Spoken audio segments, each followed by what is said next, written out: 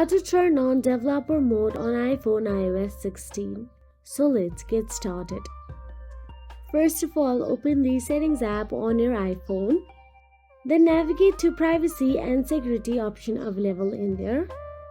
Then all you have to do is scroll down and there you will get to see developer mode option available there. Simply tap on it.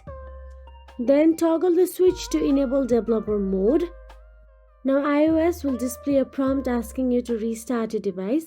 Tap restart to continue. After the device restarts, unlock it and a system alert will appear. Now all you have to do is tap on the turn on, then enter your device's passcode when prompted, and that is it. Developer mode is now enabled.